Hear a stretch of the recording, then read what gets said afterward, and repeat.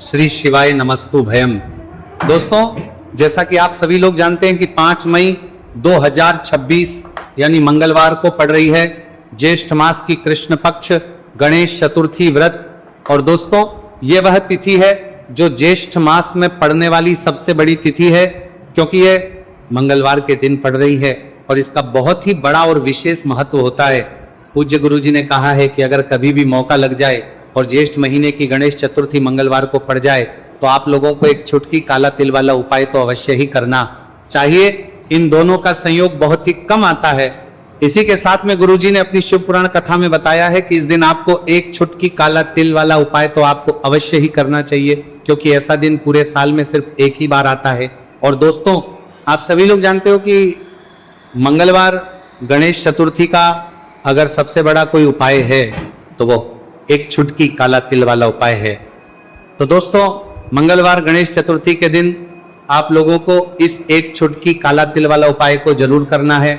बहुत सारे लोग होंगे जिन लोगों ने इस उपाय को ना किया हो, मतलब पूरा साल निकल गया, उन्होंने किसी भी दिन इस छुटकी काला तिल वाला उपाय को ना किया हो। पर दोस्तों, आपके पास एक आखिरी मौका बचा हुआ है, जो कि 5 मई मंगलवार गणेश चतुर्थी के दिन है। इस दिन आप लोगों को इस वाले उपाय को जरूर कर लेना है। भले ही आपने पूरे महीने भर इस उपाय को ना किया हो, पर अगर आपने इस महीने के मंगलवार गणेश चतुर्थी के दिन अगर इस वाले उपाय को कर लिया तो आपको इस उपाय को करने का वह फल मिलेगा जिसकी आपने कभी कल्पना भी नहीं करी होगी।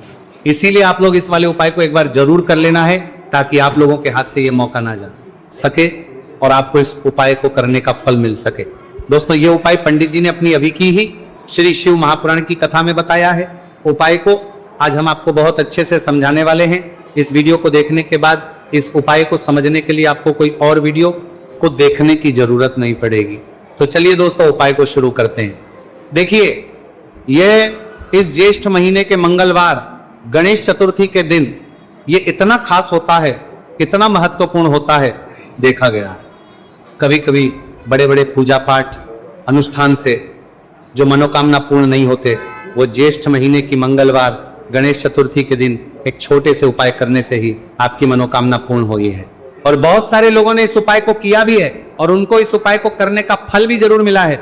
अगर आप लोग भी इस उपाय को करना चाहते हैं तो आप इस उपाय को पहले अच्छे से समझ लेना, सुन लेना, उसके बाद करना, आपको इस उपाय का फल जरूर मिलेगा। और इस उपाय को कर लेने से आपके घर में चाहे किसी भी प्रकार की दुहक और समस्या क्यों ना चल रही हो, आपको उसका कारण भी नहीं पता है कि भाई ये समस्या किस कारण से चल रही, उसका कुछ भी कारण हो सकता है, जैसे पितृदोष हो सकता है या किसी भी तरह का मंगल दोष भी हो सकता है।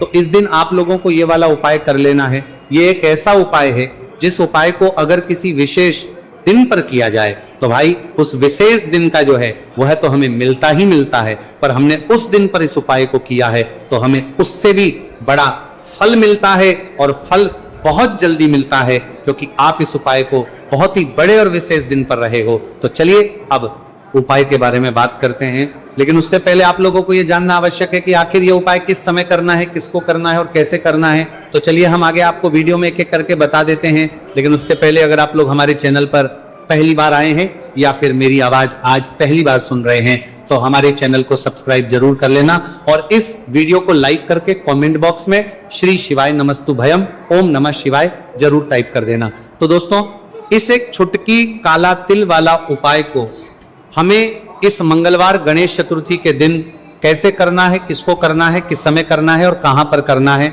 ये सारे सवालों के जवाब आपको इस वीडियो में मिल जाएंगे।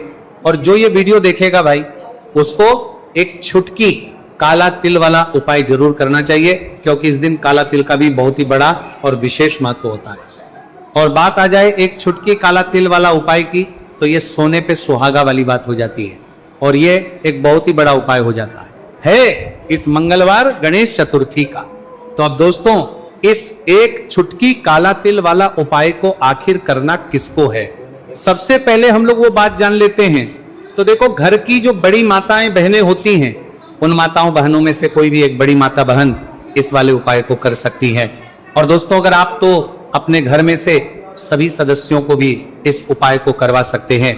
अगर किसी व्यक्ति की खुद की कोई मनोकामना है, खुद की कोई दुख और परेशानी है जो कि वह अपने लिए ही करना चाहता है इस वाले उपाय को, तो वो खुद अपने लिए भी कर सकता है। बाकी अगर कोई घर में से ऐसा है जो कि अपने पूरे घर परिवार की सुख और शांति के लिए ये वाला उपाय करना चाहता है तो भाई वो भी कर सकता है, उसमें भी कोई दिक्कत वाली बात नहीं है। कहने का मतलब है कि इस उपाय को हर एक सदस्य भी कर सकता है और पूरे घर परिवार के सदस्य के लिए घर की बड़ी माताओं बहनों में से कोई एक माता बहन भी कर सकती है। माताएं बहनें अगर घर में उपस्थित ना हो या वह यह वाला उपाय ना कर पा रही हो तो फिर घर का कोई बड़ा सदस्य भी इस एक छुटकी काला तिल वाला उपाय को कर सकता है, चाहे फिर वह पुरुष ही क्यों ना हो, उसमें कोई भी दिक्कत वाली बात नहीं है। उसके बाद में दोस्तों जो अगला प्रश्न निकल आता है वो ये आता है इस उपाय को लेकर कि आखिर इस उपाय को हमें किस समय करना है, सुबह के समय करना है कि शाम के समय करना है। तो देखो इस वाले उपाय को आप लोग सुबह के समय भी कर सकते हो और शाम के समय प्रदोष काल में भी कर सकते हो। अब अगर आप पूछो कि भाई सबसे उत्तम समय कौन सा रहेगा इस एक छुटकी काला तिल वाला उपाय को करने का, तो हम आपसे बस यही कहेंगे कि इस उपाय को आप सुबह के समय करेंगे तो ज्यादा बेहतर होगा। बाकी अगर प्रदोष काल शाम के समय भी करेंगे तो भी अच्छा होगा, उसमें कोई भी दिक्कत वाली बात नहीं है। तो अब दोस्तों जो अगली सबसे बड़ी और महत्वपूर्ण बात आती है वो ये आती है कि सुबह अगर हम उपाय को करेंगे तो हमें कितने बजे से लेकर कितने बजे तक के बीच में करना है, और शाम के समय प्रदोष काल में करेंगे तो हमें कितने बजे से लेकर कितने बजे के बीच में करना है। तो देखो सुबह जितनी जल्दी हो सके आप उपाय को करने की कोशिश करना, कि अगर किसी कारणवश लेट भी हो जाओ, थोड़ी देर भी हो जाए तो 10 या 11 बजे तक भी आप उपाय कर लेना, पर 12 बजे से ज्यादा देरी ना हो, ठीक है, इस बात का ध्यान रखना। उसके बाद में दोस्तों अगर शाम के समय प्रदोष काल की बात करें, प्रदोष काल का जो समय है होता है वो शाम के 6 बजे से शुरू हो जाता है। मतलब शाम के 6 बजे से लेकर 7 बजे के बीच का जो समय होता है ये समय प्रदोष काल का समय होता है। तो आप उपाय को 7 या 8 बजे के बीच में भी कर सकते हो। मतलब शाम के 6 बजे से रात 8 बजे के बीच में आप कभी भी इस वाले उपाय को कर सकते हो, उसमें कोई भी दिक्कत वाली बात नहीं है। देखिए यदि आपके जीवन में संकट बहुत ही अधिक चल रहे हो, समस्याएं बहुत ही अधिक चली हो, एक एक रूप खर्च करने आपको बस ओढ़ रहा है, भूमि से जुड़ी हुई कोई भी समस्या हो या फिर आपके विवाह से जुड़ी हुई कोई भी समस्या हो या आपके व्यापार से जुड़ी हुई कोई भी समस्या हो, तो आपकी ये सारी समस्या इस मंगलवार गणेश चतुर्थी के दिन समाप्त होने वाली है। तो चलिए दोस्तों जानते हैं उस विशेष उपाय के बारे में। देखिए इस वीडियो में हम पूज्य गुरुजी द्वारा बताए गए 3 बहुत ही चमत्कारिक उपायों के बारे में जानेंगे। देखिए ये जो उपाय है आपके जीवन से दुर्भाग्य का तो अंत करेंगे ही, साथ ही साथ यदि आपके जीवन में धन की समस्या चल रही है तो वह सभी भी आपकी समाप्त हो जाएंगी। देखिए गुरुजी ने बताया है कि जब भी मंगलवार गणेश चतुर्थी का दिन पड़े तो हमें कर्ज मुक्ति के लिए कुछ उपाय करने चाहिए। इसी के साथ हमें धन प्राप्ति, भूमि से जुड़े कार्यों और विवाह के लिए भी उपाय करने चाहिए। तो चलिए दोस्तों जानते हैं गुरुजी द्वारा बताए गए सबसे पहले उपाय के बारे में। देखिए यह उपाय विशेषकर उन लोगों को करना है जिनकी भूमि से जुड़ी कोई भी समस्या चल रही हो, यानी कि उनकी भी जमीन से जुड़ी हुई समस्या चल रही है, यानी कि जो लोग मकान खरीदना चाहते हैं या फिर उनका खेत से जुड़ा कोई भी केस चल रहा है या फिर जिनके भी विवाह में विलंब हो रहा है या फिर जिन भी लोगों के जीवन में कर्ज बहुत ही अधिक बढ़ने लगा है, कर्ज जो है वो चुका नहीं पा रहे हैं, तो गुरुजी ने कहा है कि ऐसे लोगों को यह उपाय करना चाहिए। देखिए इस उपाय के लिए आपको थोड़े से काले तिल ले लेने हैं। देख आपको मात्र एक चुटकी काले तिल ले लेने हैं। इसी के साथ में आपको थोड़ा सा शहद ले लेना है। फिर सबसे अंत में आपको एक लोटा शुद्ध जल ले लेना है। तांबे के पात्र के अंदर आपको अपने घर से शुद्ध जल ले लेना है और इन सभी सामग्रियों को आपको लेकर के पहुंच जाना है भगवान शिव के मंदिर में। देखिए पूज्य गुरुजी ने बताया है कि इस उपाय को आप सुबह से लेकर के शाम तक किसी भी समय में कर सकते हैं। देखिए मंदिर पहुंचने के आप जो काले तिल लेकर के गए थे उनमें आपको थोड़ा सा शहद लगा लेना है। देखिए आप जो शहद लेकर के आए हैं उस शहद में आपको ये काले तिल अच्छे से डुबो देना है और शहद से युक्त ये जो काले तिल हैं इन्हें आपको शिवलिंग पर अर्पित कर देने हैं या फिर आपको शिवलिंग के चारों तरफ अच्छे से काले तिल का लेपन कर देना है। पूज्य गुरुजी ने बताया है कि लेपन करते समय यदि आपके जीवन में कर्ज से जुड़ी समस्याएं चल रही हैं, लेपन करते समय आपको आर्यन मुक्तेश्वर महादेव का स्मरण करना है या फिर आपके जीवन में विवाह से संबंधित या फिर जमीन से संबंधित कोई भी समस्या चल रही है तो फिर आपको मंगलेश्वर महादेव का स्मरण करना है। इसके बाद जो आप जल लेकर के आए हैं उसे आपको धीरे धीरे शिवलिंग पर अर्पित कर देना है तथा आपको लगातार शिव महापुराण के मूल मंत्र श्री शिवाय नमस्तुभयम इस मंत्र का जाप करते रहना है। पूज्य गुरुजी ने बताया है कि सिर्फ एक मंगलवार गणेश चतुर्थी यह उपाय करके देखना और आप स्वयं देखेंगे कि 2 से 3 महीने के अंदर आपके जीवन से जुड़ी हुई जो भी समस्याएं हैं, बस सभी समस्या बहुत ही जल्द महादेव की कृपा से दूर होने लगेगी। तो दोस्तों, इस प्रकार से आपको यह पहला उपाय ना है। अब हम जानते हैं दूसरे विशेष उपाय के बारे में। देखिए, इस उपाय के लिए आपको एक प्यारी सी बेलपत्र ले लेनी है। इसी के साथ में एक लोटा शुद्ध जल लेना है तांबे के पात्र के अंदर, और इसी के साथ में आपको थोड़ा सा शहद ले लेना है। देखिए, मंगलवार का दिन है और मंगलवार गणेश चतुर्थी के दिन यदि हम शहद का उपाय करते हैं तो इससे महादेव हमसे बहुत ही अधिक प्रसन्न होकर के हमारी मनोकामना को परिपूर्ण करते हैं। देखिए दोस्तों, यदि आपको बेलपत्र नहीं मिल पाती है तो आप भगवान शिव के शिवलिंग पर जो बेलपत्र छड़ी हुई होती है उसे शुद्ध जल से धो करके उसका उपयोग कर सकते हैं। तो इन सभी सामग्रियों को आपको भगवान शिव के मंदिर में लेकर के पहुंच जाना है। गुरु जी ने कहा है कि इस उपाय को भी आप सुबह से लेकर के शाम तक किसी भी समय में कर सकते हैं। देखिए, मंदिर पहुंचने के बाद आपके पास जो एक बेलपत्र है और बेलपत्र की जो सबसे बड़ी वाली पत्ती होती है और उसकी जो चिकनी साइड होती है उस पर आपको अच्छे से शहद का लेपन कर देना है। यानी कि बेलपत्र की बड़ी वाली पत्ती पर, पूरी ही पत्ती पर अच्छे से शहद लगा देना है। अब देखिए, ये जो बेलपत्र है इसे आपको अपने सीधे हाथ की हथेली पर रखना है और आपके जो भी कार्य अटक रहे हैं, देखिए बहुत से लोग ऐसे होते हैं जो अपने नौकरी को प्राप्त करने के लिए सालों से तैयारी करते हैं लेकिन उनको नौकरी नहीं प्राप्त हो पाती है। बहुत से ऐसे लोग होते हैं जो बहुत ही मेहनत करते हैं, धन भक्ति के लिए बहुत अधिक प्रयास करते हैं, लेकिन फिर भी उनको धन प्राप्त नहीं हो पाता है। तो गुरुजी ने बताया है कि जब भी आपको अपने कार्यों में सफलता ना मिले तो फिर आपको मंगलवार के दिन इस उपाय को अवश्य करना चाहिए। देखिए, अब आपको जिस भी कार्य में सफलता प्राप्ति करनी है उस कार्य को सफल बनाने के लिए आपको महादेव से प्रार्थना कर लेनी है और फिर ये जो एक बेलपत्र है इसे आपको भगवान शिव के शिवलिंग पर अर्पित कर देनी है। देखिए, बेलपत्र की चिकनी साइड जिस पर आपने शहद लगाए हैं वह शिवलिंग से स्पर्श रहेगी और इसकी जो डंडी है वो आपको जलाधारी की ओर रखनी है। इस प्रकार से आपको ये बेलपत्र अर्पित कर देनी है। अब देखिए, आप जो एक लोटा जल लेकर के आए हैं उसे आपको भगवान शिव के शिवलिंग पर धीरे धीरे अर्पित कर देना है।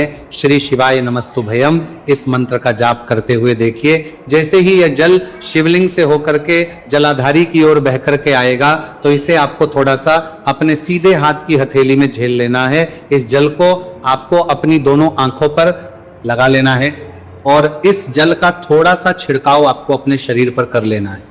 पूज्य गुरु जी ने बताया है कि जब भी हम मंगलवार के दिन शहद वाली बेलपत्र शिवलिंग पर अर्पित करते हैं तो इससे हमें महादेव हर कार्य में सफलता प्राप्त करवाते हैं। यदि हमें अपनी मेहनत करने के बावजूद भी पर्याप्त मात्रा में सफलता नहीं मिल पा रही है तो गुरुजी ने कहा है कि आपको मंगलवार गणेश चतुर्थी के दिन यह चमत्कारिक उपाय अवश्य ही कर लेना है। अब दोस्तों, हम जान लेते हैं गुरुजी द्वारा बताए गए तीसरे विशेष उपाय के बारे में। देखिए, इस उपाय के लिए भी आपको मात्र 1 लोटा शुद्ध जल ले लेना है तांबे के पात्र के अंदर। फिर इसी के साथ में आपको एक प्यारी सी बेलपत्र ले लेनी है। बेलपत्र आपको ध्यान रखना है कि कैसे भी कटी हुई खंडित नहीं होनी चाहिए। अब देखिए, मात्र 2 सामग्री लेकर के आपको भगवान शिव के मंदिर में पहुंच जाना है। पूज्य गुरुजी ने बताया है कि यह उपाय विशेषकर उन लोगों को करना है जिनकी कोई भी विशेष मनोकामनाएं जो कई दिनों से परिपूर्ण नहीं हो पा रही है, चाहे वे विवाह से संबंधित हो, नौकरी से संबंधित हो, व्यापार से संबंधित हो, चाहे किसी भी प्रकार की मनोकामना है जो परिपूर्ण नहीं हो पा रही है, तो उसके लिए आपको यह उपाय करना है। देखिए, इस उपाय को भी आप सुबह से की शाम तक किसी भी समय में कर सकते हैं। देखिए, मंदिर पहुंचने के बाद सबसे पहले तो आप बेलपत्र लेकर के आए हैं, उसे आपको अपने सीधे हाथ की हथेली पर रखना है और आपको महादेव से प्रार्थना करनी है कि हे मेरे महादेव, मेरी ये जो मनोकामनाएं बहुत दिनों से अधूरी है, मैंने कई प्रकार के उपाय कर लिए हैं, कई प्रकार के व्रत कर लिए हैं, लेकिन अभी तक मेरी मनोकामना परिपूर्ण नहीं हो पाई है। तो उस मनोकामना को परिपूर्ण करने के लिए प्रार्थना करनी है और ये एक बेलपत्र आपको शिवलिंग पर अर्पित कर देनी है। देखिए, बेलपत्र की जो चिकनी साइड है वो शिवलिंग से स्पर्श रहेगी और इसकी जो है वो आपको जलाधारी की ओर रखनी है। इस प्रकार से आपको ये बेलपत्र अर्पित कर देनी है। इसी प्रकार से आपको यह बेलपत्र अर्पित करनी है। अब देखिए, आप जो एक लोटा शुद्ध जल लेकर के आए हैं, इसे आपको धीरे धीरे शिवलिंग पर अर्पित कर देना है। इस मंत्र का जाप करते हुए देखिए, जल अर्पित करते हुए आपको कम से कम 11 बार श्री शिवाय नमस्तु भयम या फिर ओम नमः शिवाय इस मंत्र का जाप कर लेना है। पूज्य गुरु जी ने बताया है कि जो भी व्यक्ति 5 मई मंगलवार गणेश चतुर्थी के दिन शिवलिंग के सामने इस उपाय को करता है तो उसकी जो भी मनोकामना है वह महादेव की कृपा से निश्चित ही परिपूर्ण हो जाती है। तो दोस्तों, ये थे पूज्य गुरु जी द्वारा बताए गए कुछ बहुत ही खास उपाय। अगर आपको जानकारी अच्छी लगी हो तो वीडियो लाइक करिएगा। मिलते हैं फिर एक नए वीडियो के साथ। श्री शिवाय नमस्तु भयम।